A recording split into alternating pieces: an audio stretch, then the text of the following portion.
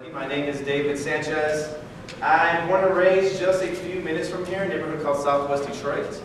I don't know if any of y'all have been through there, but that is a nice immigrant community. It's an immigrant community today, and it has been an immigrant community since I think when it first got started, with Corktown, Irish immigrants, Italian immigrants, and so on. Some people I heard can be on the fence about immigration. I, for one, am not, because I see how good an immigrant community does when people come here and try to build a life for themselves and their family, right? Those used to be American values. Those used to be things that were accepted and actually promoted. But times like this, it seems like we're not really necessarily living up to those values anymore.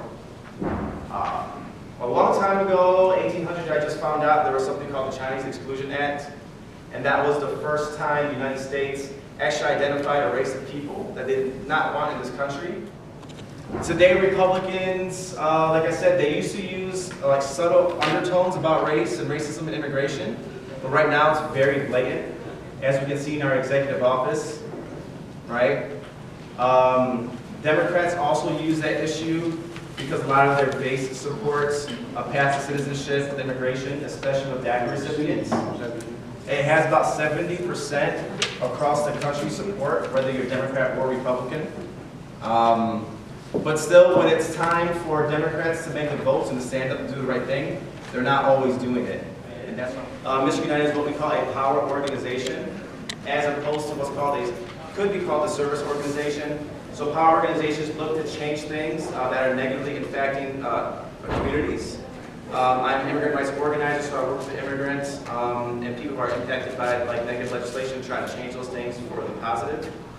And the group that you see with us have been working at a DREAM Act campaign to get the DREAM Act passed so that we can get the DACA recipients covered and comfortable in the place that they know is home. There are about 800,000 DACA recipients, but there are millions, what's the number? Millions of dreamers across the country? 2 million?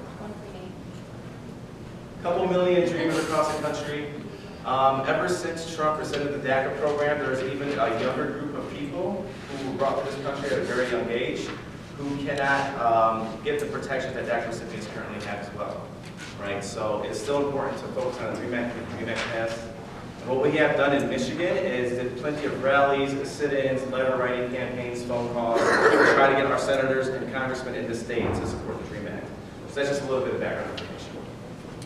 So does everybody have a facilitator partner with them if they're going to join? Can you stand up if you're joining, please? And we can line up. Did you enter the country without any visa? If you entered the country without a visa, please take one step backwards.